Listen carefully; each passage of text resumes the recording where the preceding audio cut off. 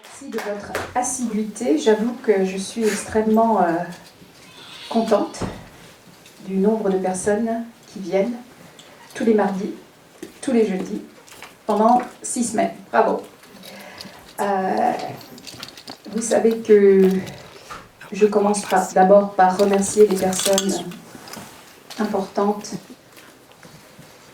dans le sens où elles enregistrent cette conférence et aussi parce qu'elles sont extrêmement discrètes. On a tendance à les oublier parce qu'elles travaillent dans le fond, dans l'ombre et derrière. Donc, je voudrais remercier Isabelle Caron qui filme la conférence.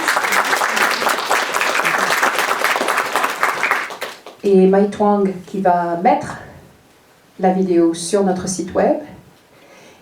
Outam n'est pas là ce soir, mais il a trouvé un charmant remplaçant qui parle français, qui est là, Noé, c'est ça?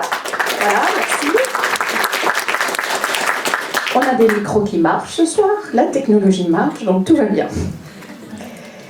Bien, c'est avec un grand plaisir que je vous présente Jasmine Claude Narcisse, qui est l'une de nos nouvelles enseignantes à l'école de français cet été.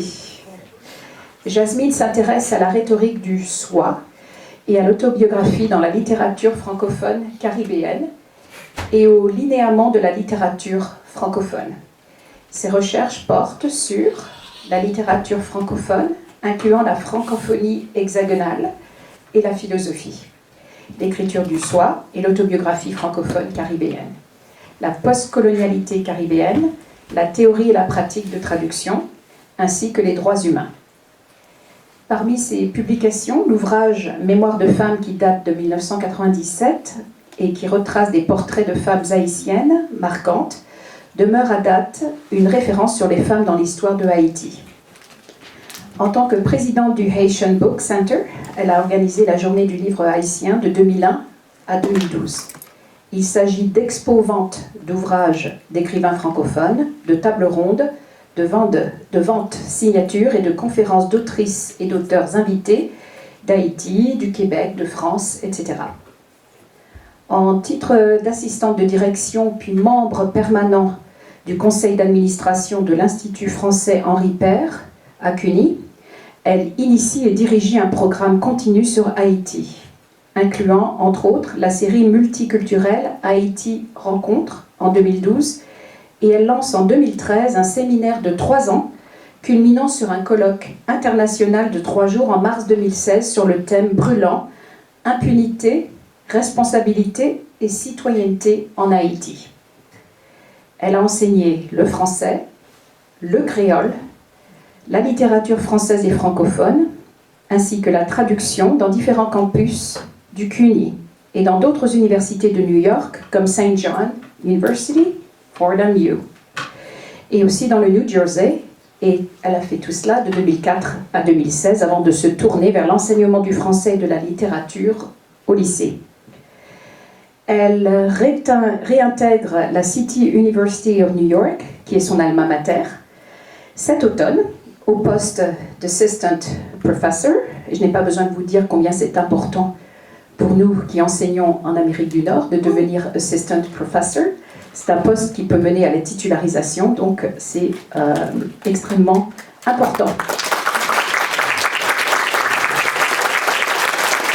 C'est un poste dans le domaine des études francophones et haïtiennes et dans le domaine des cultures créoles et de la langue créole. Encore félicitations Jasmine pour l'obtention de ce poste.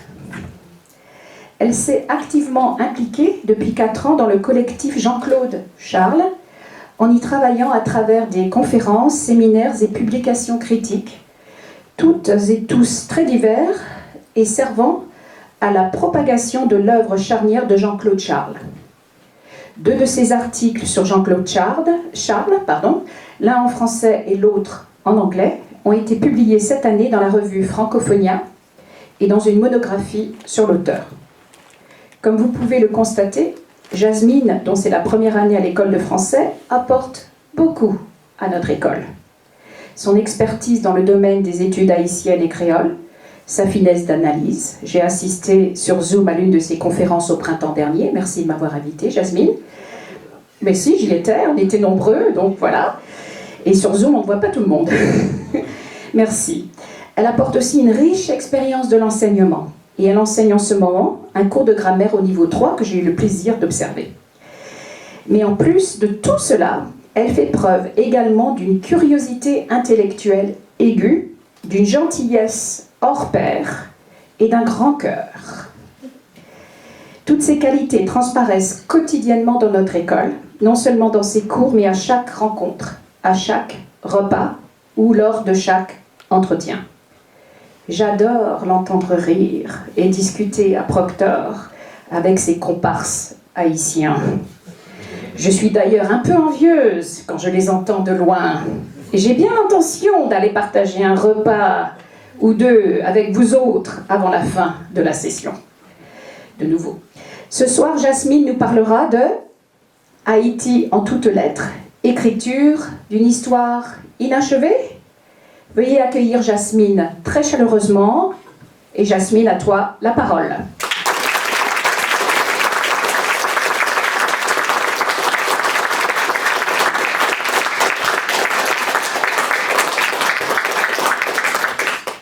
Merci Armelle de cette trop généreuse introduction. Et surtout, merci à vous tous de votre accueil chaleureux, mes collègues. C'était mon premier été et vous m'avez toujours fait une place. Et j'ai encore l'impression qu'il y a toujours une petite place pour moi à côté de vous. Je crois qu'à cause de vos attentions répétées, je viens de passer 6 semaines merveilleuses. Merci. Et avec votre permission, je voudrais aussi remercier très particulièrement Wesley. Il va me tuer parce qu'il est tellement discret. Mais je dois dire que son enthousiasme, quand il m'a parlé, d'ailleurs qui s'est révélé vrai, il ne m'encourageait pas pour rien, mais quand il m'a parlé du programme, il m'en a parlé avec un tel enthousiasme que je pense que ça a été beaucoup. Dans ma décision de venir, en 18 ans d'enseignement, c'est la première fois que j'ai accepté d'enseigner pendant l'été.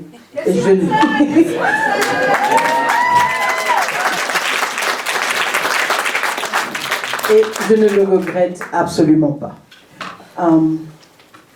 Et je voudrais particulièrement remercier ici nos étudiants, étudiantes, qui, un jeudi soir, je sais ce qui les attend, surtout avant jeudi prochain, qui ont pris le temps de venir écouter ce que je vais raconter.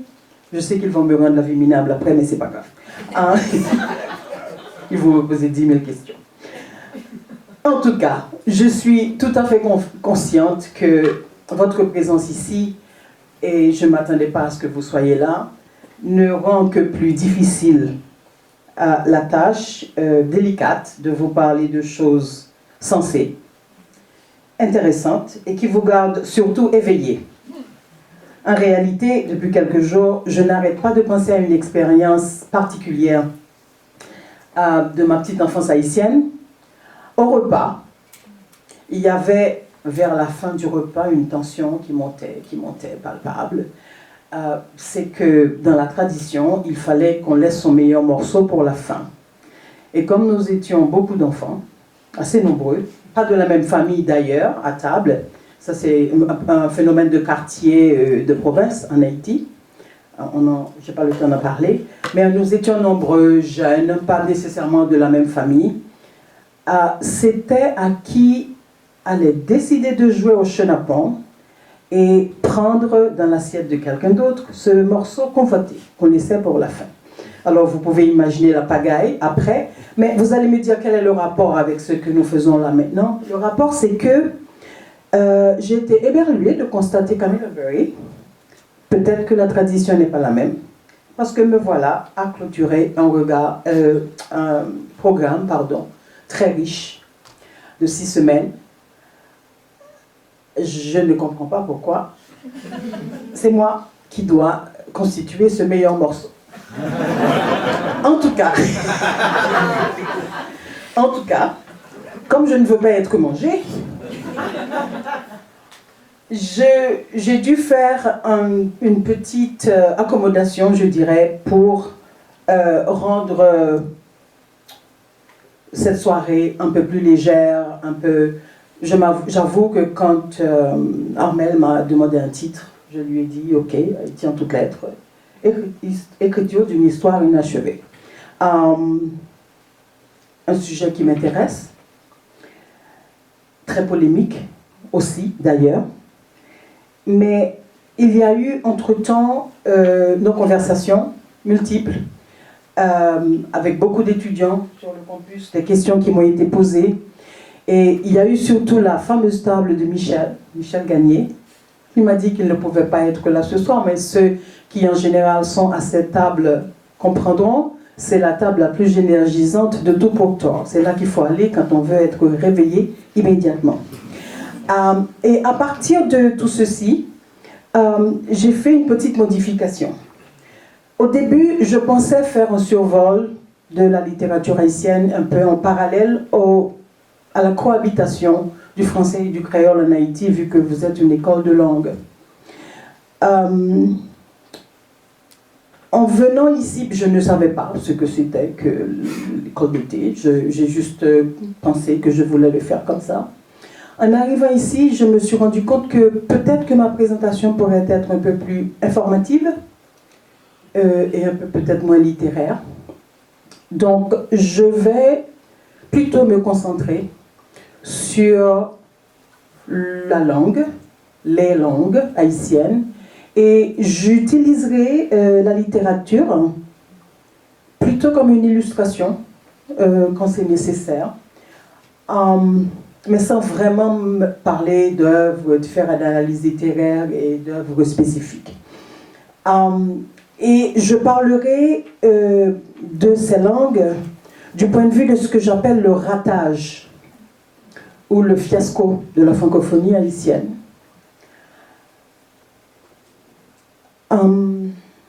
Je sais que le mot est fort. En tout cas, le titre demeure le même, mais j'ai ajouté un sous-titre « Haïti a-t-elle raté sa francophonie ?» Que je vous le dise tout de suite, je n'ai pas la réponse à la question. Je n'ai même pas une esquisse de réponse. Mais c'est seulement une question qui me hante et qui revient depuis longtemps. Je ne suis probablement pas la seule haïtienne qu'elle hante. Et elle persiste, elle a la vie dure, donc j'ai appris à l'aimer, à la chérir. Et elle donne un sens à mes préoccupations identitaires, à mes passions quotidiennes. Alors, on va essayer d'en parler et de s'amuser, si possible, en même temps. Un peu de géographie. Haïti, c'est cette botte rouge de son lieu qui se trouve au milieu de la carte. Elle partage une presqu'île. Elle partage l'île avec la République dominicaine. Et c'est une île très isolée. Pourquoi plus isolée que les autres? Parce qu'à part la Martinique ou la Guadeloupe, où le français et le créole sont parlés, il n'y a qu'en Haïti, dans la Caraïbe, que l'on parle créole et français. Et donc, au point de vue d'échanges culturels, linguistiques et tout, il ne se passe rien autour. Donc, c'est une île qui, dans sa culture et dans ses langues, est fermée sur elle-même. Je pense pouvoir dire, sans me tromper, que la Martinique et la Guadeloupe sont beaucoup plus tendues vers la métropole que vers des rapports intérieurs à l'intérieur de la Caraïbe. Je dis tout ça parce que ça va nous permettre de comprendre ce qui vient par la suite. Je pense que cet isolement... je vais commencer par dire que Haïti a été une colonie française. Une colonie française pendant plus d'un siècle. Et je pense que c'est de là que vient ce que j'appelle actuellement son calvaire linguistique. Il s'agit d'une histoire lourde, toute de violence, longue. Et je vais en donner quelques marqueurs, quelques dates, qui permettront une brève mise en contexte. Je ne vais peut-être pas tout lire, mais l'île a été envahie, on dit en général découverte, moi je dis envahie. Elle a été, parce qu'elle n'a pas été découverte du tout, je ne comprends pas, mais enfin. Haïti a été envahie donc en 1492 par Christophe Colomb en tête d'une flotte espagnole. C'est le début d'un génocide de la population indigène qui l'occupait. Le même génocide qui se faisait un peu partout ailleurs. En 1518, sous l'autorisation de Charles Quint, on a eu le premier contingent de captifs noirs esclavisés pour remplacer la main-d'œuvre indigène presque éteinte. La traite atlantique était instituée. En 1685, il y a eu la publication du Code noir de Louis XIV. Si vous n'avez pas encore feuilleté le Code noir, il faut le faire. De préférence peut-être après avoir bu quelques verres. Pour ne pas... je ne dis pas le reste. En 1695, il y a le traité de Ryswick qui va partager l'île entre la France et l'Espagne. L'Espagne, donc, donne à la France la partie occidentale qui ne lui appartenait pas. Le 1793, le 29 août, Sontenax, entre-temps, vous avez bien remarqué, je ne l'ai pas mis là, la date. Je fais comme les Français. Quand les Français font une chronologie et qu'il y a une date qui a rapport avec Haïti et la révolution haïtienne, ils l'enlèvent. Donc j'ai pris sur moi-même de ne pas mettre qu'en 1789, il y a eu la Révolution française. Même si c'est la seule partie de l'histoire de la France que je veux bien réclamer comme mienne également. Enfin, comme celle de mes ancêtres. Donc peut-être un peu comme mienne. Mais en 1793, un peu dans la mouvance de la Révolution française, Sontenax arrive à Saint-Domingue pour multiples raisons. Il abolit unilatéralement, en fait il était aussi persécuté par certains colons qui étaient là, etc.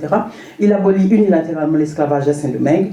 La Convention Lavalise et Toussaint, à ce moment-là, qui combattait aux côtés des Espagnols, rejoint le camp français et devient gouverneur de l'île et gouverneur général de l'armée de Saint-Domingue. 1802, Napoléon décide de rétablir l'esclavage, les Noirs résistent, c'est l'expédition Leclerc, guerre révolutionnaire, Toussaint Louverture est traîtrement arrêté, mis au fort de Joux, où il meurt, et on ne le dit pas assez. C'est un militaire français qui a été mis en prison, non jugé, et tué au fort de Joux. Ce n'est pas un révolutionnaire noir, ce n'est pas un esclave révolté, c'était un gouverneur de l'île de Saint-Domingue. Je ne sais pas comment ça s'appelle, mais bon, c'est comme ça. Donc, c'est la guerre, parce que même si Toussaint n'était pas esclavagiste, excusez-moi, même si Toussaint n'était pas esclavagiste, quand il a été ainsi arrêté, tout le haut commandement de l'armée qui s'est rendu compte que finalement, ils allaient y passer, la révolte est devenue une révolte indépendantiste et la lutte a continué jusqu'à ce que l'armée napoléonienne, donc l'armée dirigée par Leclerc, père de la guerre, et c'est novembre 1803. Ça aussi, vous ne le verrez pas dans un livre d'histoire en France, parce qu'on n'en parle pas. Donc, Haïti devient indépendante le 1er janvier 1804, déclarée comme date de l'indépendance haïtienne. C'est une révolution d'esclaves, une lutte victorieuse, la plus éloquente illustration des idéaux humanitaires et philosophiques du siècle, dont la valeur et la contribution, on ne le dit pas assez non plus, comme le souligne Laënnée Curbon, ne sont oblitérées que parce qu'elle était une révolution noire et une révolution d'esclaves. C'est une victoire et une indépendance gagnée sur le tas, issue d'un besoin viscéral et inné de liberté, mais qui n'en prend pas moins l'état-major par surprise. Il se retrouvait à créer un gouvernement, un État, une nation. Comment fait-on ça?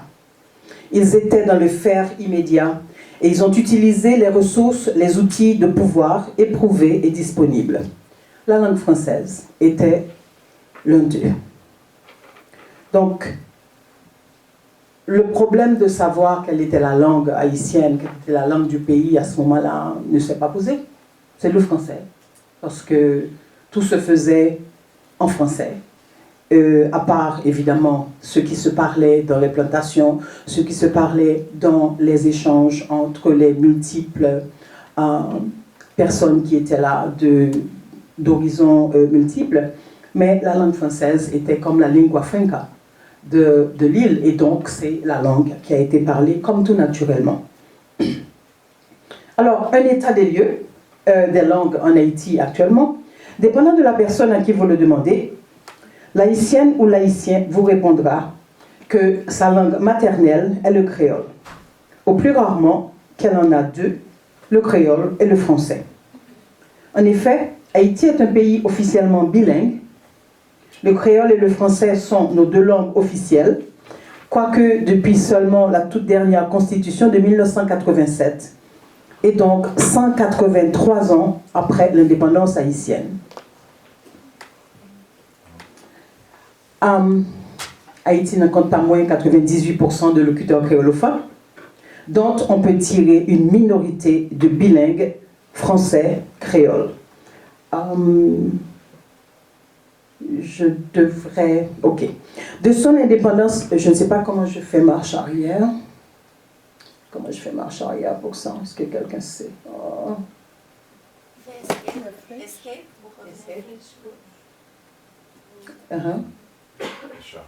Et puis je clique là où je veux. Je vous remercie. Et je fais slideshow. Pardon, je ne suis pas bonne pour ça. Ok, donc un phénomène intéressant qui va parler un peu du trouble haïtien. De 1884 à date, Haïti a connu 23 constitutions. Il est édifiant de noter que ce n'est que parvenu à la 15e constitution, celle de 1918, qu'il y a fait mention à l'article 24 de langue officielle d'Haïti. L'article dit plus précisément, le français est la langue officielle. Son emploi est obligatoire en matière administrative et juridique. Et c'est tout. Il est permis de conjecturer qu'il s'est agi alors de l'un de ces barouds culturels, d'une certaine élite haïtienne dont la plus grosse manœuvre de résistance à la mainmise américaine de 1915 a été alors l'étalage caricatural de sa francité. Il est difficile aujourd'hui encore de trouver une estimation fiable du pourcentage d'Haïtiens bilingues. La compilation des recherches publiées ces 40 dernières années font état d'estimations tout à fait disparates, allant de 5 à 18%, suivant les paramètres et les méthodes utilisées et la source de l'information. Ainsi donc, je ne sais pas ce qui est arrivé à mes données, mais bon, nous allons faire ça comme ça. Ce n'est pas beau, c'est pas... mais ça va. Je pense que ça sera... Ce que je veux que vous voyez maintenant, c'est celle-là. Alors, suivant donc la source de l'information, excusez-moi, le Centre de francophonie des Amériques, par exemple, à gauche ici, basé au Québec, avance, je cite, le seul autre pays des Amériques avec le Canada où le français est l'une des langues officielles, c'est Haïti. La quasi-totalité des 11 millions d'Haïtiens est créolophone, donc 11 millions de locuteurs créolophones. Et Haïti compte 4,5 millions de locuteurs français et 2,5 millions d'apprenants en français. Cela représente 41% donc de locuteurs à gauche, contre l'estimation de la CEFAN, je ne sais pas si je prononce ça proprement, pardon les Québécois, contre 18% de la chaire pour le développement de la recherche sur la culture d'expression française en Amérique du Nord, qui se trouve à l'Université de Laval. Évidemment, je ne sais pas si je dois l'expliciter, J'ai des données du Québec parce que je n'en ai pas d'Haïti. Je n'en ai pas trouvé.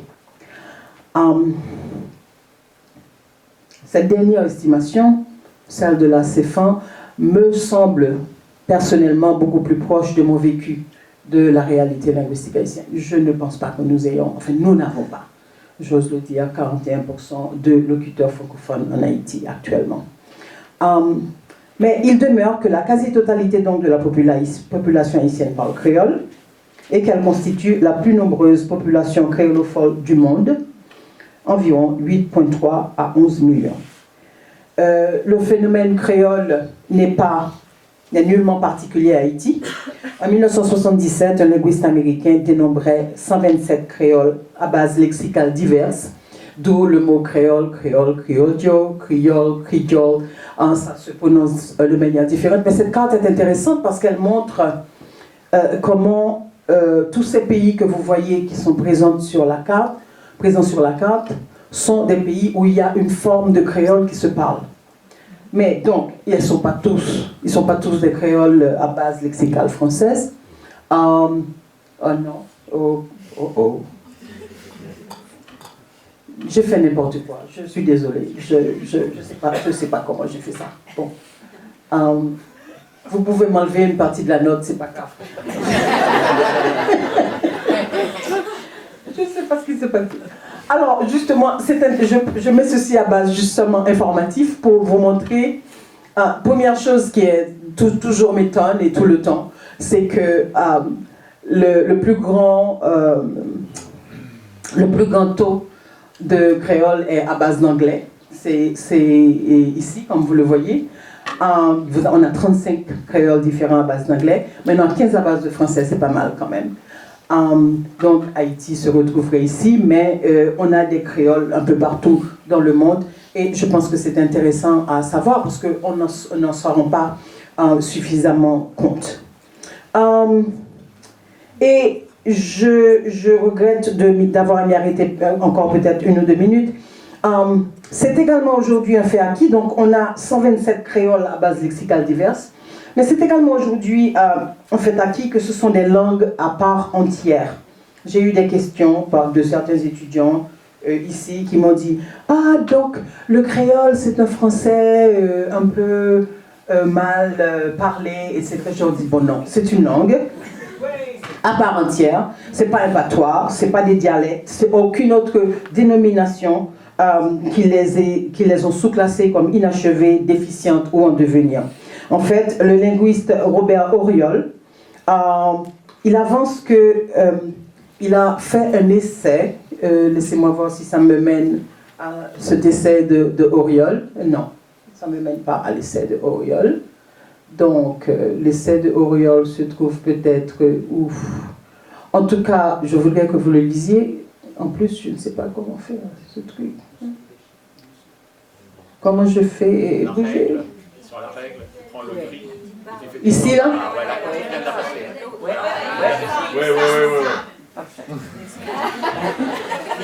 Clique là, ils sont là. Je vais faire flèche. Vous savez, ça marche bien ça. N'est-ce pas?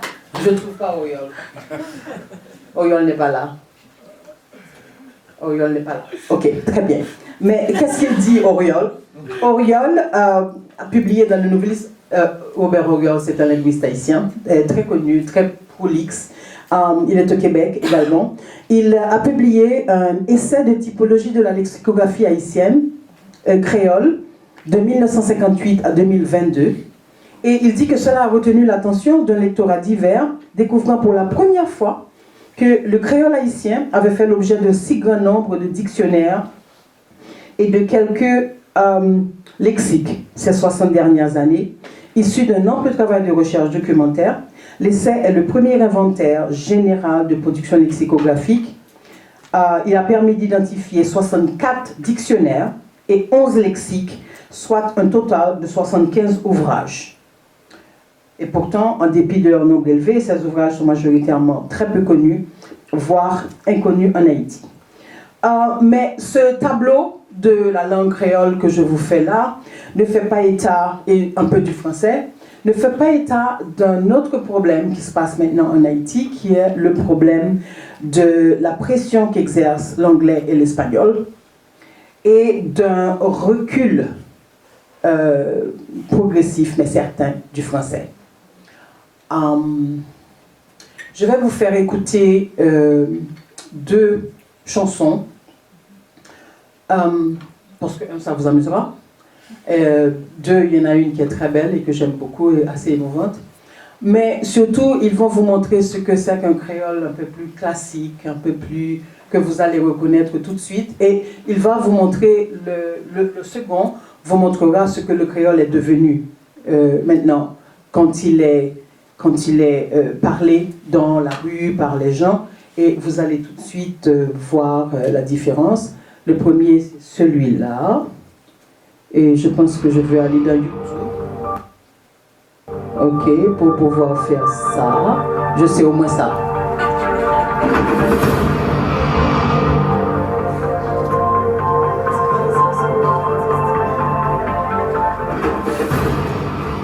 Bonjour classe.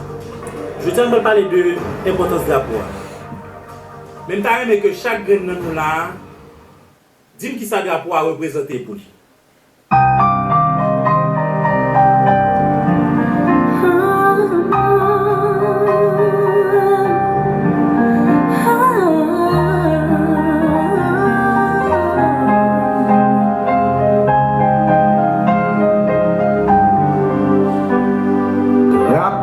C'est pour les sangs qui découlent pour liberté. Pour les paumes, y'a pas de ouais, comme quoi moi t'es un monde d'année. Drapeau non, c'est pas facile, souvent je dis à l'exister. C'est grands-parents qui t'est campé face à l'époque, puis gros la mer. Drapeau non, représenter changement, l'histoire, l'humanité. Bagaille drôle ou caressé, pourtant l'extrêmement compliqué. Drapeau non, c'est lui qui rappelait l'Amérique, le monde entier. Haïtiens n'ont pas accepté pour mon esclave aucun côté. Drapeau non, sorti depuis l'histoire qui jamais existé. Histoire ancêtre, New York t'es sacrifié pour nous libérer. C'est pas une femme, c'est bon roman. L'oubli, c'est pas une côté fait. C'est première fois ça t'est arrivé. C'est le monde là qui t'apprend changer. Drapeau c'est un coucher de moins. Mais pas le couler, mais couler pas changer. Mais couler pas changer. Les rouges là c'est fierté moins. Mais fait sembler la paix décoller en bas pour moi. Drapeau à pas comprendre que j'odie à nous diviser. Devise nous lignes, on fait la force, mais malgré ça nous préjugés. Plaisir tribi ni force pour libérer toute yon race. Pourtant nous-mêmes comme descendants, nous séparer tête nous en classe. Drapeau ça t'as tout échangé. Si c'est état ça n'a prêté. Les pas de sens pour nous encore, dans le monde où est que pas semblé. Drapeau nan li lè temps pour prendre place où t'es gagné. Même chanter dans temps longtemps pour ta oume ak nek Guinée. Drapeau nan te couselé, yo pense pas ta chambre briller. Il rappelait que mon jodi a, c'est fait hier il te commencé. Drapeau nan pas inquiété, même si ou t'arrête des fois blasé. Joue quand même, faut que yo campé pour pas valer qu'on mérite. Drapeau c'est un coucher vers moi. Mais pas couler, mais couler pas changer. Couler pas changer. Les rouges là c'est fierté moi. Mais fait sembler la paix décoller en bas pour moi. Coller en bas pour moi. Yon jour qu'elle pour arriver, y'a six semaines passées ou en papier. Oh, Ouava jeunesse par mérité. Y'a quoi autant pour verser mon liberté. Drapeau c'est un coucher vers moi. Mais pas couler, mais couler pas changer. couler pas changer. Les rouges là c'est fierté moi.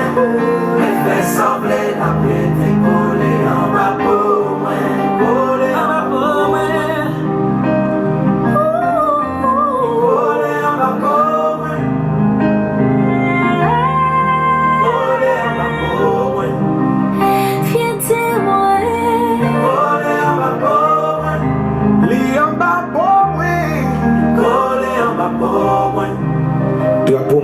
fierté. Et fier que nous haïtiens. Haïtianité en bas pour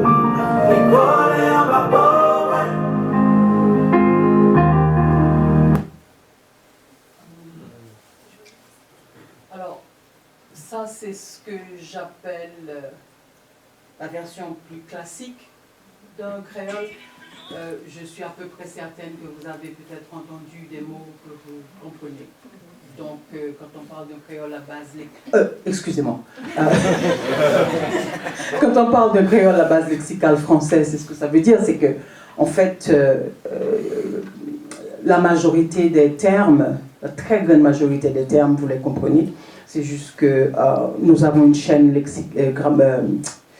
syntaxique, qui est tout simplement différente et qui rend la truc difficile, mais je voulais vous montrer ça. Mais je ne passerai pas la totalité, je ferai pas jouer la totalité de l'autre morceau, mais seulement la première minute.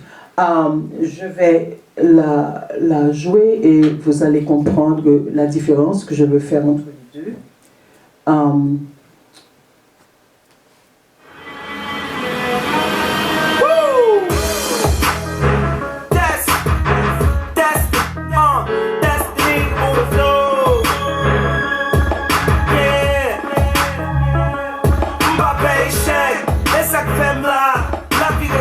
Chèque pour moi tôt ou tard, pour me jouer comme star. Pour me tirer comme le gars fait tout général, yo ouais, comme t'es bon gars de blé sans risque, ma tête, mon nom calme. M'ge pour me riche, m'pas chiche pour me tête, mon nom stade. Moun cap j'suis fucking fortune depuis sous ancien colon. Et cap by fucking talking, dit c'est mon ancien yo bon, c'est ça qui fait m'ti motivé. M'gen figurité, si de l'eau vide sous moi, quoi m'frère, ben m'ti glorifié. Sous dominé de moi, mon frère, fait m'ti solidé. Musique ça pas vite changer mon caprice. Quel on va get les pieds, qui dans les outils qui besoin big man, marcher sous tout vidéo. On va mettre mon identité pour y aller, tout besoin d'unique man, marcher sous tout vidéo. Pendant le pas même qu'à fumer, même chercher façon pour yo sneak man, marcher sous tout vidéo. Ok. Vous avez vu qu'est-ce que vous avez remarqué, si je puis demander? Vous avez vu tous les mots anglais? Il y a plus d'anglais. Beef, sniff, F, etc. Ouais, c'est F, je ne peux pas dire plus. Mais elle est là, hein, faites attention. Alors, voilà. J'ai trouvé que c'était extrêmement intéressant. Alors, j'ai appelé ceci métissage au conflit de culture. Je ne sais pas. Et j'essaierai de ne pas être... trop catastrophé ou de ne pas faire de jugement, mais n'empêche que je suis consciente de ce que il y a ce créole-là qui s'écrit, qui compose des morceaux, je dirais, très nationalistes et très présentables, comme cette chanson, Le Drapeau Moins. Et puis, il y a en réalité, dans la vie de tous les jours, ce créole-là qui se chante. Vous avez vu que même le rythme musical, le type de musique est différent. C'est très américanisé, si je peux dire, entre guillemets. Et j'ai envie de faire l'hypothèse que ce créole-là est celui qui est en train de prendre du champ. Avec toutes les conséquences que cela peut avoir pour le français. Bon, voilà. Je ne sais plus du tout où j'en suis de mes trucs, donc je vais lire, parler et essayer de lire un peu. Alors, au contraire de ce qui se passe, bon, alors vous avez compris, ça c'est de la musique, c'est la culture populaire, vous allez me dire, c'est pas la littérature, c'est pas la langue, etc. Mais c'est de la musique, d'accord, on se calme. Et au contraire de ce qui se passe dans le milieu académique, la production littéraire haïtienne actuelle, en anglais, se fait pour le moment en dehors surtout du territoire haïtien et n'a pas encore atteint un volume trop alarmant. Ce ne sera pas un élément clé de mon argumentation. J'ai par contre des sentiments assez mitigés sur le rythme accéléré de la traduction des œuvres fictionnelles haïtiennes en anglais. Il y a 7 ans déjà, une collègue me confiait la lutte qu'elle menait pour maintenir ouverts les cours avancés de français, parce qu'avec la diminution systématique du nombre d'inscrits, augmentait la pression de l'administration d'enseigner les textes haïtiens en traduction. Évidemment, je parle des États-Unis, mais bon, il se trouve que nous avons une diaspora haïtienne de plus en plus forte, et aussi ce qu'on appelle les Haitian Studies ici, qui se font en anglais et qui sont très actives, et très vivaces et tout, mais qui ont une conception qui est que ramenons tout en anglais, traduisons tout, mettons tout disponible, parce que de toute façon, le français c'est la langue du colon, la langue du pays c'est le créole, etc., etc., et avec toutes les conséquences auxquelles on peut penser. La suite de ma discussion va mentionner des notions peu palpables, dont on discute encore les tenants, se demandant à quoi ils renvoient. On parle de sentiment national, de l'âme haïtienne, d'une âme nègre. On intègre en soi et pour soi une construction d'une identité raciale qui nous définit jusqu'à l'essentialisation. Mais on comprend surtout que le besoin de cohésion que ces notions identitaires indiquent, plus est une nécessité de ralliement, une nécessité de grégarisation sous la bannière rassurante du même. Il ne faut pas une trop grande imagination historique pour comprendre que dans le malaise identitaire haïtien postcolonial, longtemps solitaire, un malaise qui n'est peut-être pas encore résolu, il est arrivé à plus d'un de se sentir ou de se persuader d'être quelque part français, tout en étant haïtien. Et aussi difficile que ça peut être envisagé, la France a beau être une marâtre, on a longtemps parlé d'elle en Haïti comme la mère patrie. Celle à laquelle il fallait revenir pour la consécration indispensable, pour la consolidation de son soi. Le poète haïtien Edzer Villers, par exemple, qui est l'auteur au début du XXe siècle de l'iconique recueil Les 10 hommes noirs, un recueil qui a été reconnu alors par l'Académie française, justifie ainsi le succès outre-mer de son œuvre dans une lettre de 1912 où il remerciait la Chambre haïtienne des députés qui le félicitait justement d'être distingué par l'Académie. Alors il a dit ceci, excusez-moi, il a dit nous avons à lutter, on n'est pas fait présent, nous avons à lutter avec d'autres armes que nos pères, contre le préjugé qui vaut toute une race au mépris et à la honte. J'ai voulu que mon œuvre aidât à cette démonstration nationale. Et mes chers élèves, j'espère que vous avez vu le EDA, D-A, accent circonflexe T, vous me direz demain ce que c'est, à cette démonstration nationale.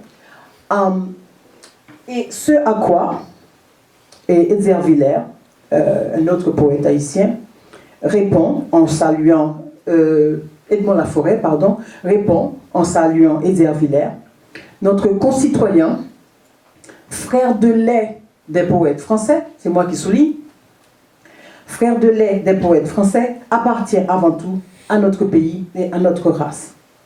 Et c'est là la forme qu'a pris l'engagement des lettres haïtiennes. C'est ma voix qui vient, mais non. Comme quoi. Il a dû y avoir un lutin dans mon bureau aujourd'hui, je vous assure. En général, je fais mieux que ça. Hein. Je sais pas ce que c'est. Ok. Il dit... alors, c'est là la forme qu'a pris l'engagement des lettres haïtiennes du 19e siècle, de l'école patriotique à la génération de la Ronde. La mission nationale prise en charge par les écrivains est le rehaussement de la race et la restitution de l'humanité à des êtres dégradés. Et l'interlocuteur de ces œuvres, et souvent le narrateur même, était le français, la France. Alors, dans quelle langue s'est écrite où s'écrit donc la littérature nationale haïtienne. Existe-t-il de littérature qui ne soit pas nationale? Tout récemment, dans un colloque sur Haïti a été organisé par une université américaine très prestigieuse. À la séance d'ouverture, ne voilà-t-il pas que le maître de séance, un professeur d'université français lui-même, mais enseignant ici aux États-Unis, fait l'introduction de ses invités d'honneur, 16 invités, c'est lui qui les a invités, une autrice et un auteur haïtien dont les derniers romans chaudement acclamés avaient reçu plusieurs prix. Puis, il enchaîne avec cette question surprenante.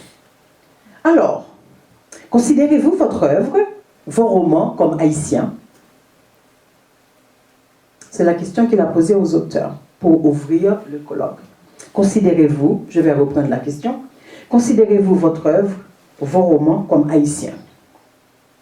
J'avoue avoir admiré le calme, flegmatique, avec lequel tous deux ont répondu à la question.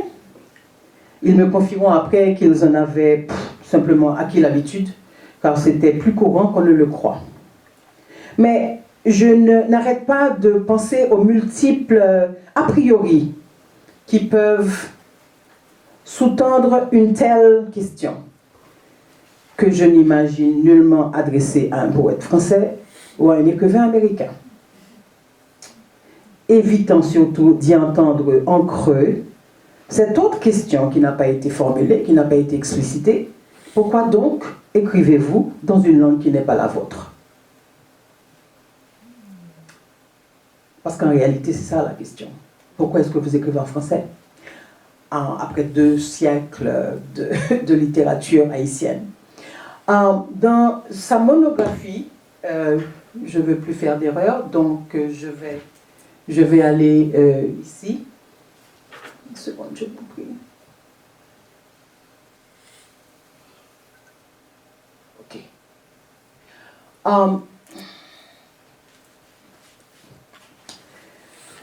Dans sa monographie intitulée Littérature d'Haïti, Léon-François Hoffmann affirme pourtant, et je lis, « La littérature haïtienne est la plus vénérable et a longtemps été la plus riche de la littérature ultramarine en langue française. Pour la période comprise entre la déclaration de l'indépendance en 1804 et la fin de l'année 1949, le magistral dictionnaire de bibliographie haïtienne de Max Bissent relève plus de 4300 ouvrages publiés par des auteurs haïtiens, soit à Port-au-Prince, soit en France. Comme le signalait en 1956 le critique américain Edmund Wilson dans Red, Black, Blonde and Olive, I don't know. Depuis la révolution de 1804, Haïti a produit plus de livres par habitant qu'aucun autre pays du Nouveau Monde, à l'exception des États-Unis. Cela n'a pas suffi à faire cas du fait littéraire ou du cheminement du littéraire haïtien.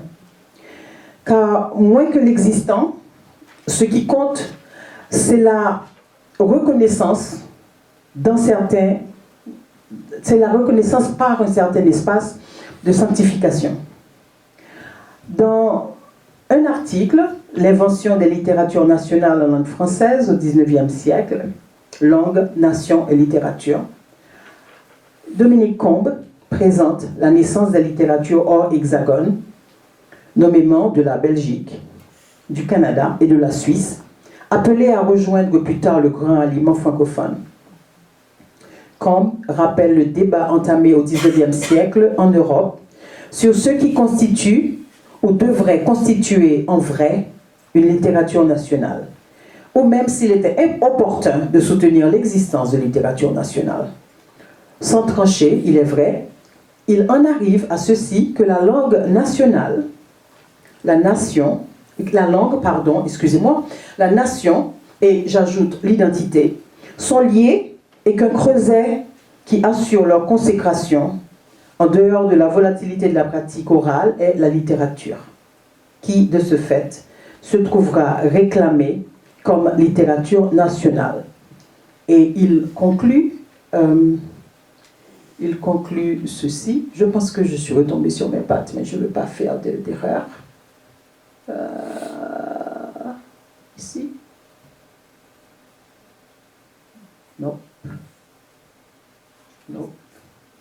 il conclut, là c'est pas très long, dans quelle langue la littérature nationale s'écrira-t-elle? Le plurilinguisme officiel empêche que soit scellé un pacte exclusif entre une langue et une nation, comme l'a fait la littérature française en France, au prix d'un coup de force jacobin, reléguant la littérature régionale à ses marges. L'intérêt de l'article de Dominique Combe, pour moi, se trouvait dans ce qu'il met en regard les tâtonnements, les expériences similaires de deux pays européens différents, la Belgique et la Suisse, et la naissance, dans le sens de sa vocalisation, de la francophonie québécoise, qui est américaine. Tout en prenant compte des propositions philosophiques et pratiques de Sartre, Fanon par exemple, aux aspirations nationales identitaires du début du siècle aux années 60. Puisqu'il a considéré l'Amérique, je me demande pourquoi il n'a pas jugé opportun d'inclure Haïti, où s'esquisse depuis peu après 1804, concomitamment ou même antérieurement, et bien avant la conceptualisation politique de la francophonie, les contours d'une littérature haïtienne en français. Cette mise à part d'Haïti et cette réticence à la francophonie haïtienne semble ne pas dater d'hier. Dans un discours prononcé le 26 avril 1956, je peux mettre ceci parce que je pense que je vais lire ça. Dans un discours prononcé le 26 avril 1956, au symposium organisé par le département des affaires culturelles de l'Union panaméricaine à San Juan de Porto Rico, le docteur Jean Price-Mars se retrouvait déjà, ou faut-il dire se retrouvait encore, je ne sais pas de quel côté je dois le mettre, à rappeler à l'Assemblée et au monde qu'Haïti attendait encore une place, quelque chose qui semblait lui être dû, mais qui tardait à se concrétiser. Son discours a pour titre « La contribution haïtienne à la lutte des Amériques pour les libertés humaines ». Je vous en ai extrait deux passages pour que vous mesuriez le dramatique de ce discours de Price-Mars. Je vous dirai seulement que Price-Mars est considéré comme un africaniste par beaucoup, car il est le premier à systématiquement insister sur la nécessité pour Haïti, les Haïtiens, de retourner à leurs sources africaines, de prendre en compte ce qu'elles représentaient, ces sources, pour l'accomplissement de notre identité propre. Les conférences de Price-Mars ont été publiées dans le volume Ainsi parle à l'oncle, très connu, dans les années 20 en Haïti. Et ce sera aussi la naissance de l'école indigéniste, etc.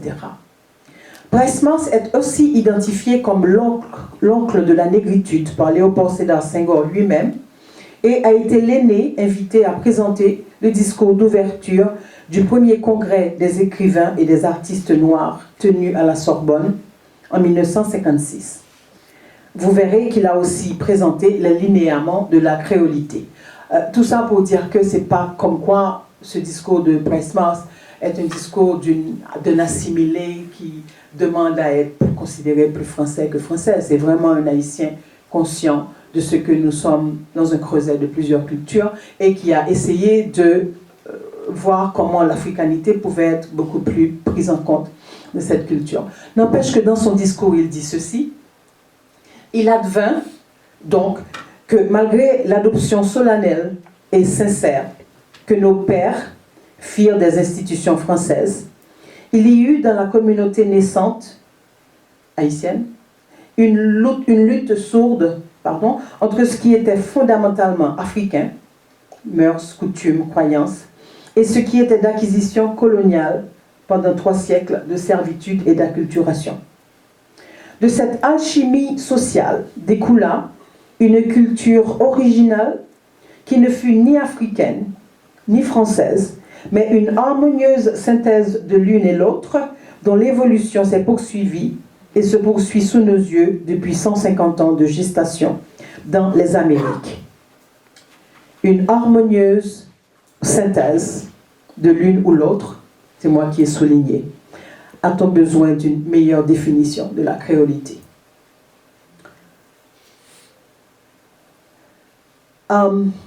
Et une autre partie du discours, je crois, c'est celle-là. J'appelle ceci dramatique et pathétique parce que pour moi, que quelqu'un comme Bryce Mars se soit retrouvé obligé, en milieu du XXe siècle, de plaider ainsi le cas d'Haïti pour dire, voilà, qui nous sommes, et d'utiliser ainsi la francophonie haïtienne ou la langue française pour expliquer que c'est un pays auquel on doit faire attention. Pour moi, c'est extrêmement pathétique. C'était après 150 ans d'indépendance quand même. En tout cas, sa deuxième citation, il dit, nous sommes parvenus, je ne sais pas Tommy, mais il dit, nous sommes parvenus maintenant à près de 4 millions d'âmes, donc 4 millions d'Haïtiens, avec une production intellectuelle de 5000 volumes dans tous les domaines des sciences, des lettres, des arts. Et il commence ici, si l'Académie française a pu s'écrier à l'occasion du premier centenaire de notre indépendance en 1904, qui se serait douté que dans la République noire, déchirée de tant de discorde, agitée de tant d'orages, qui jusqu'ici a si peu connu le repos, il se trouverait tant de personnes, magistrats, professeurs, journalistes, que rien n'a pu décourager de cultiver les lettres. Ils ont des poètes en grand nombre qui chantent les beautés de leur pays, les exploits de leur père à la conquête de leur liberté, et les chantent en vers sonores et brillants. Ils ont des historiens, des romanciers, des orateurs, dont l'anthologie nous cite de nombreux fragments qui se lisent avec beaucoup d'intérêt. Vous comprendrez que ce qui nous touche le plus, c'est de voir que ce pays qui s'est séparé de nous depuis un long siècle garde le goût de notre littérature, qu'il lit nos auteurs et les imite, cultive notre langue. Et Bryce Mars de continuer, si donc tout cela constitue un aspect de notre culture, elle révèle cette culture et par cette facette, l'influence fondamentale de l'empreinte française. Ce plaidoyer de Bryce Mars, parmi tant d'autres, semble être resté lettre morte. La littérature nationale haïtienne, donc, s'écrit avec panache et brio depuis maintenant 2 siècles, en langue française, sans qu'on puisse compter une augmentation notable du nombre de locuteurs français. Au plus fort de la période indigéniste, qui prônait un rapprochement de la culture populaire, les œuvres ont continué à se produire en français. Nous avons eu quelques figures, quelques œuvres marquantes et magistrales en créole, bien sûr, dont je ne peux pas ne pas citer Des Afis de Franck Etienne, une œuvre très connue qui est présentée comme le premier roman haïtien publié en créole. L'amour pas des barrières de Émile Célestin Mégy, qui l'a succédé immédiatement, donc on peut penser qu'ils s'écrivaient au même moment. Les œuvres et la poésie de Félix Maurice Leroy. Notre cher Wesley vient de publier un fameux texte sur Félix Maurice Leroy qu'il faudra qu'il traduise en français pour qu'il le fasse lire ici à l'école de français de Middlebury, n'est-ce pas, Wesley? Il écrit en anglais, c'est de la traîtrise, hein? En français. Les œuvres poétiques de Georges Castrat. Alors, sa poésie créole, elle est tout simplement lumineuse. Et la poésie et le théâtre de Jean-Pierre Richard Narcisse. Il ne m'a pas été possible, de trouver l'exact pourcentage de la production créole comparée à celle en langue française. J'ai contacté le syndicat, qui est un centre de documentation haïtienne et caribéenne qui se trouve au Québec. En général, ils ont tout et ils me donnent tout. Je les ai contactés depuis 2 mois. Je n'ai pas arrêté d'envoyer des messages. Il n'était pas capable de me dire. J'ai été sur les sites des maisons d'édition haïtiennes. Même quand je mets le mot créole, traduction, je mets toutes sortes de mots qui me permettraient d'essayer de trouver des données qui me permettraient de mesurer un peu. Je n'ai pas été capable de le faire. Donc ça veut dire que quelque part, la préoccupation de trouver ce chiffre n'existe pas. Donc il y a là un espace de recherche peut-être à fouiller. Et je vais conclure ici. On veut que la langue et la littérature nationale soient marqueurs et porteurs de projets et d'esprit d'un peuple. Et justement, cette disparité de la production littéraire et de la réalité linguistique haïtienne n'en fait pas moins une littérature nationale. Elle donne la mesure de quelques... Elle donne la mesure de quelques éléments fondamentaux qui informent le quotidien haïtien, notamment de l'écart qui n'a pas arrêté de se creuser entre des classes condamnées à s'éloigner, de l'incapacité à reterritorialiser et à convertir une culture ou des composantes culturelles efficacement dans l'absence d'une coalition nationale ou d'un bénéfice national. Enfin, je sais qu'à ce moment où je vous parle de littérature, de choix de langue, en Haïti, il s'y passe probablement quelques violences innommables, insupportables, et qui banalisent mon propos.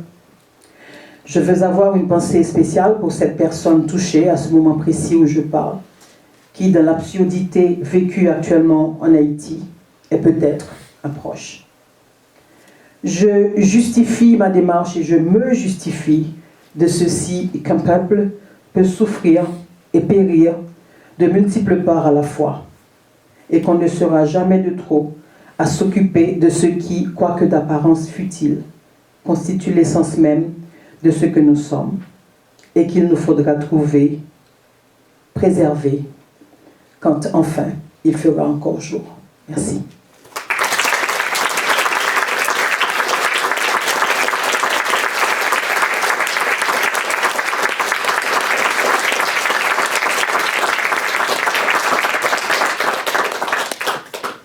Merci beaucoup, Jasmine.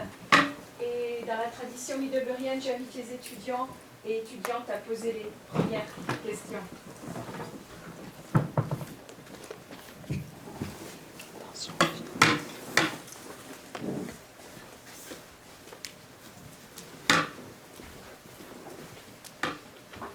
Courage. Allez, c'est la dernière conférence. Salut. Merci beaucoup pour votre présentation, c'était super intéressant.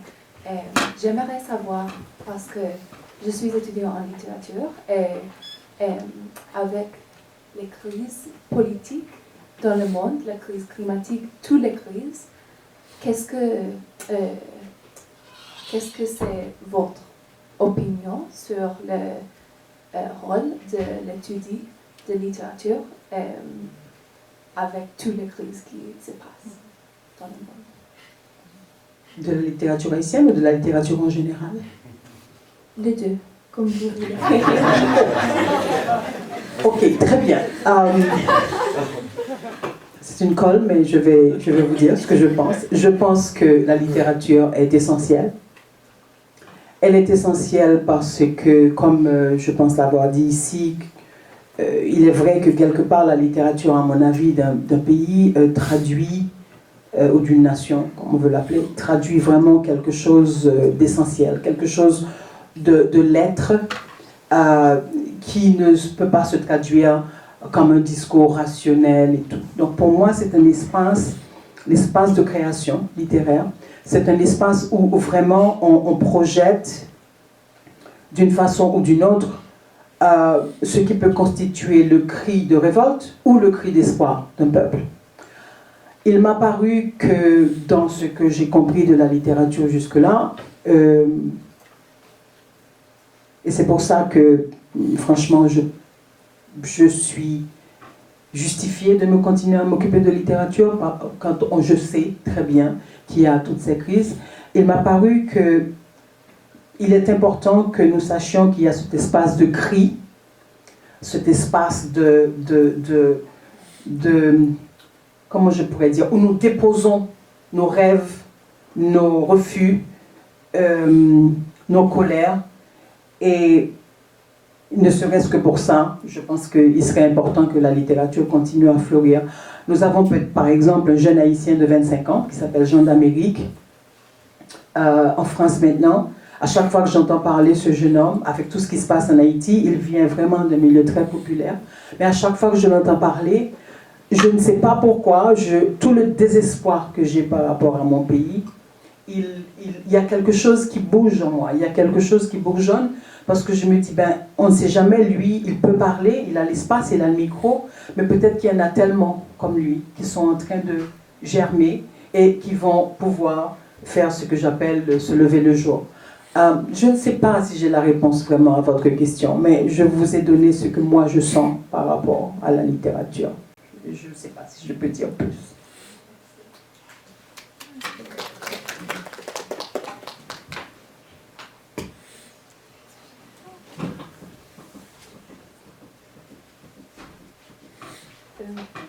J'ai une prof qui m'a dit certains créolophones et créolophones qui ne parlent que créole, le créole à base de français, il y a des créolophones qui, quand tu lui demandes s'il parle français, ils diront oui, bien sûr, je parle français.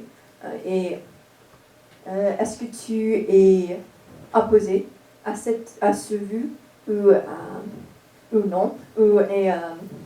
D'où est-ce que tu penses ce vue vient? D'accord. Tu parles des Haïtiens qui, en dehors d'Haïti, disent, quand ils parlent créole, qu'ils parlent français, c'est ça? Oui, en général, Ouais. tous les D'accord. Ce que tu dois savoir, c'est que il y a un gros stigma sur les gens qui parlent créole.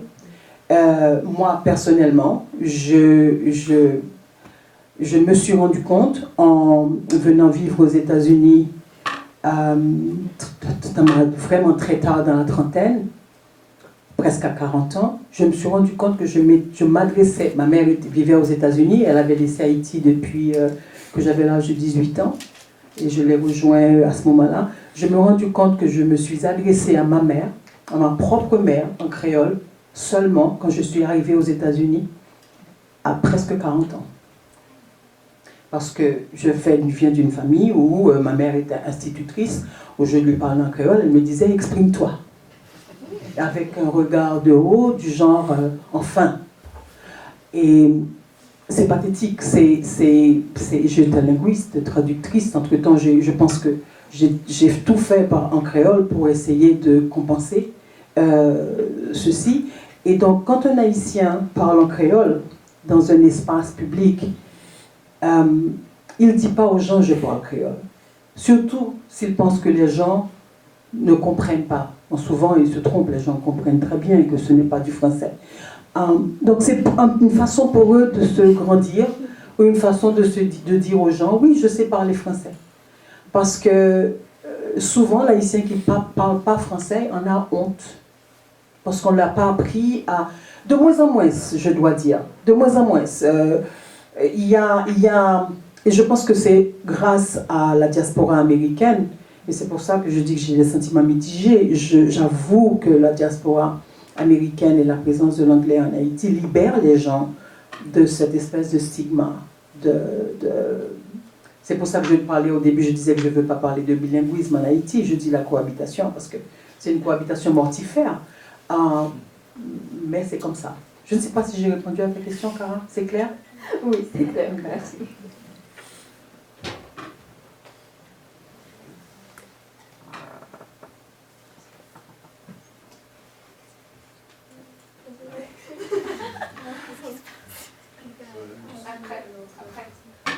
Avec l'influence de l'anglais et aussi espagnol et français,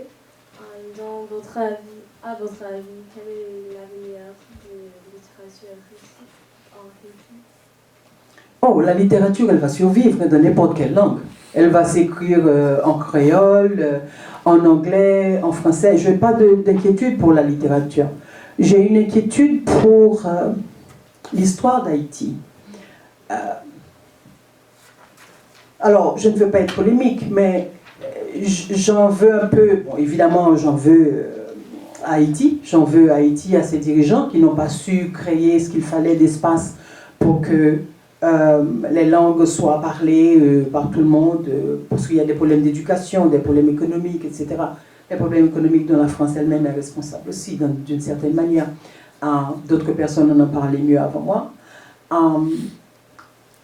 Mais je pense, personnellement, et je suis dans une position privilégiée pour le dire, peut-être que je ne devrais pas, mais je pense que le français fait partie d'un patrimoine haïtien. Je pense que cette idée, parce qu'il y a des gens en Haïti qui vous disent, et même aux États-Unis, la diaspora disent, oh, le français c'est la langue du colon, c'est le créole qui est la langue d'Haïti, mais ils sont aux États-Unis et ils parlent espagnol et anglais. Et ils ramènent l'anglais en Haïti, et je leur dis, vous faites que changer de maître. Parce qu'en même temps, vous ne faites pas en sorte que tout puisse se faire en créole. Vous fonctionnez en anglais et vous me dites que le français c'est la langue du colon. Donc c'est une position revancharde, c'est une revanche contre les clivages sociaux dans le pays, et qui fait qu'on se retrouve, mais il y a un patrimoine du pays qui est en français que je pense que nous ne devons pas perdre. Et croyez-moi, si vous voulez, les Américains, ils font tout ce qu'ils peuvent pour que ça se passe, pour que le français soit repoussé le plus possible, et la France les laisse faire aussi, de toute façon. Donc, je n'ai pas de crainte pour la littérature. La littérature, il n'y aura aucun problème. Ce ne sera peut-être pas la littérature que moi je connais, ce ne sera pas celle que je veux, mais il faudra peut-être que j'apprenne à un certain moment à reculer, faire marche arrière et laisser faire. Salut. Je pense qu'au début, j'ai entendu que tu as dit quelque chose des études haïtiennes, Haitian Studies. Est-ce que tu connais quelles universités sont à l'avant-garde des études haïtiennes? Et tu as dit là-bas. Non, mais c'est une question délicate parce que là, telle université va dire que j'ai dit ça et pas dit ça. Mais je sais qu'il y a un programme extrêmement intéressant à Duke University. Il y en a en Floride, je pense qu'il y en a au moins 2. J'espère que le mien, dans 2 ou 3 ans, pourra surpasser les autres. Parce que je dois, justement, l'une de ma mission, c'est de reviver les études haïtiennes dans le CUNY. Attendez, la Floride, Duke University. Vous pouvez m'aider? À Milwaukee, merci. Milwaukee, et je pense que je n'en sais pas trop vraiment. Mais il y a surtout, alors ce que je peux suggérer, si vraiment la question vous intéresse pour une recherche, vous pouvez chercher le Haitian Studies Association. Ils ont un site web où vous allez trouver vraiment toutes ces ressources-là. Il faut donner toutes les adresses, etc. Merci. Merci.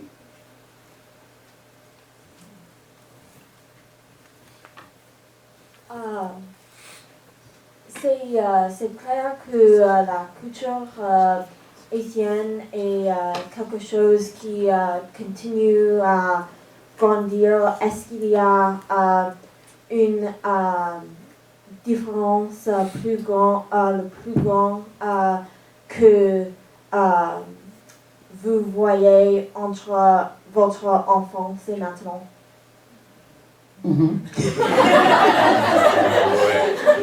Une très grande différence. Une très grande différence. Oui, il y a une très grande différence. C'est pas du tout le même pays. Et je pensais en écrivant, en préparant ce texte et en lisant, etc., je pensais que, pas toujours facilement pour moi, qu'il fallait peut-être que comme je viens de le dire, que je sache que il arrive que notre temps soit passé. Par exemple, je ne comprends pas le morceau de rap qui a joué là. Je ne le comprends pas. Quand je dis que je ne le comprends pas, je ne le sens pas. Je veux dire, je ne bouge pas. Je ne bouge pas avec. Bon, je n'écoute pas le rap américain non plus. Je n'écoute pas. Je me suis arrêtée quelque part. On va le dire comme ça. Je me suis arrêtée quelque part et je n'ai pas l'énergie de faire l'effort d'avancer vers certaines choses. Mais oui, blague à part, oui, il y a un changement. Mais je veux croire que ce n'est pas catastrophique, comme je l'ai dit. Ça bouge. C'est juste que je pense que ça bouge de telle façon que il y a toute une partie de la population, mais vraiment une très grande majorité de la population, qui a été laissée pour compte depuis trop longtemps et qui continue à être laissée pour compte. Et ça bouge, je ne suis pas très certaine au bénéfice de qui. Et vous savez, les élites et les privilégiés, ils se convertissent, ils demeurent des élites et des privilégiés, quelle que soit la manière dont ça bouge. Et à mon avis, ça bouge, mais pas dans le sens de cette justice sociale, de cette correction de choses qui ne sont pas faites comme il faut, que nous pourrions espérer. Oui. Est-ce que je peux juste te demander ton interprétation de la phrase d'Émile No lorsqu'il disait, très tôt d'ailleurs, 1836, il faut brunir la langue française sous le soleil d'Haïti. Il faut brunir la langue française sous le soleil d'Haïti. Parce que j'ai toujours aimé cette citation, mais je ne suis pas certaine que je l'interprète comme il faut. Je pense qu'il a tout simplement dit, c'était peut-être une des premières phrases qui parlait de la francophonie. Je pense qu'il a tout simplement dit que nous ne pouvons pas en Haïti parler le français comme il se parle en France ou ailleurs, en dehors du pays, et qu'il faut que nous acceptions que cette langue-là, elle est à nous, et elle va être colorée de beaucoup de choses, de mots, d'expressions, de changements de toutes sortes, et même des figures et des images. Alors, on a beaucoup... il y a eu beaucoup de courants, j'avais décidé de ne pas faire littérature, il y a eu beaucoup de courants dans la littérature haïtienne. Il y a ceux qui ont embrassé justement ce vœu que Émile No avait exprimé, de vraiment se laisser parler dans la langue et de dire la langue comme elle les traversait. Mais il y en a d'autres pour qui la langue devait aller le plus possible vers la correction qu'il percevait, la correction française telle qu'il la percevait, et qui bloquait toute tentative de... Donc on a parlé de littérature de pastiche, etc., etc. Mais bon, je pense que tout simplement que c'est ce qu'il voulait dire, qu'il veut s'approprier la langue. Merci.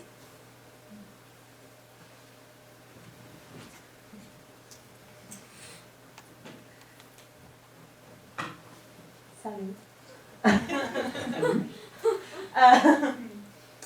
On parle beaucoup en notre cours de la rigidité du français et comment le français doit changer avec le temps, mais ça me semble, je ne sais rien, mais ça me semble comme il y a une liberté dans le créole qui m'intéresse beaucoup. Et tu penses peut-être le créole est une modèle pour le français pour le créole changer?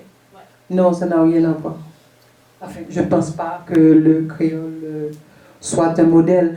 Je pense que le créole va continuer son évolution et puis le français le sien, encore que le français haïtien soit informé, coloré, bruni, comme Émile l'a dit, du créole. Mais je pense que cette rigidité de la langue dont on parle, elle est fausse. La langue se parle. Vous savez, il y a ce que les linguistes veulent, il y a ce que les grammaires disent, et puis il y a la langue qui se parle. Alors évidemment, nous sommes intraitables ici, nous sommes profs de français, donc nous sommes obligés de vous dire, je vous ai parlé du subjonctif par exemple, je vous ai dit, écoutez, ce truc est condamné à disparaître, mais pour le moment, vous savez, vous allez vous l'imposer, c'est comme ça. Je ne veux pas que vous le fassiez disparaître vous-même, parce que c'est pas votre tâche. Mais je ne pense pas que la rigidité soit dans la langue elle-même. C'est nous, les profs de français, qui sommes condamnés à jouer au rigide. Mais la langue, elle vit. Hein. D'ailleurs, c'est pour ça, par exemple, il y a une chose que je ne fais plus. Je ne demande plus à mes étudiants d'aller sur YouTube ou sur Internet pour faire des choses. Parce qu'ils lisent, c'est... Excusez-moi, mais des fois, je leur dis, mais je ne sais pas ce que c'est, ce que tu lis là. C'est pas possible. Parce que les gens, justement, parlent la langue librement. Donc, je ne pense pas que le créole puisse être un modèle pour le français. Je pense que le français se modèle lui-même, suivant les espaces, suivant les... Le français se parle dans beaucoup d'espaces. Hein. Et même à l'intérieur de la France, les Français qui sont ici vous le diront, il n'y a pas un Français qui se parle en France, il y a des Français qui se parlent en France.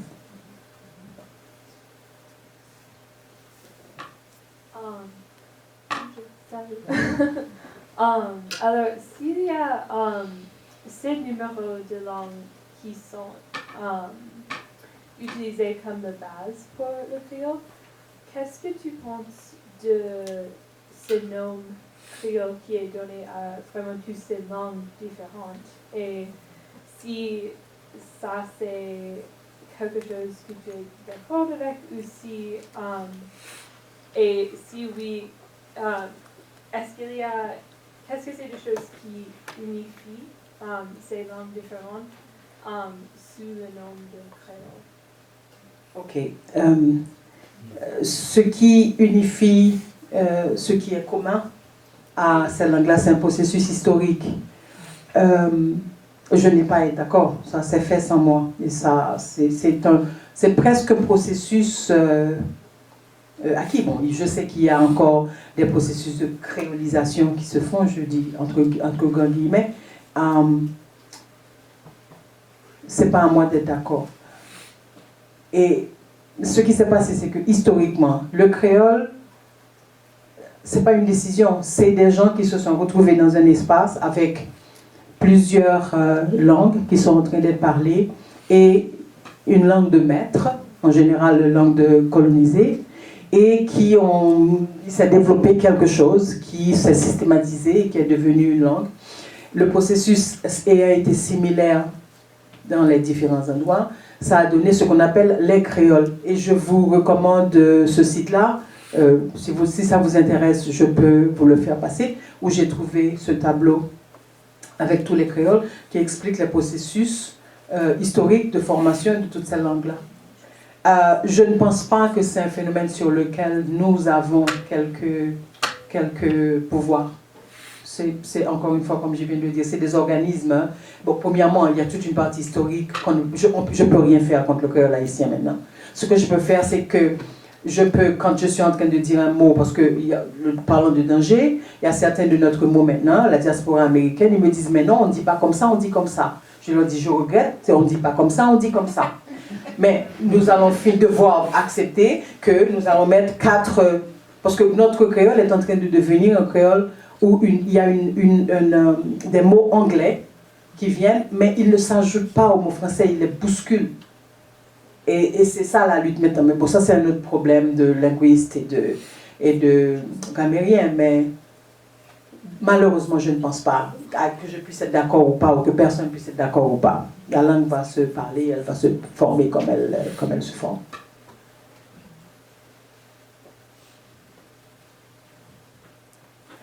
Une dernière question, si tu veux bien, Jasmine. Quel texte recommanderais-tu à notre communauté estudiantine? Quel texte recommanderais-tu en français que nous lisions un texte de Haïti? Pour commencer. Ouais. Pourquoi tu me laisses poser cette question à moi? Non, je comme là. C'est invisible. Pour commencer.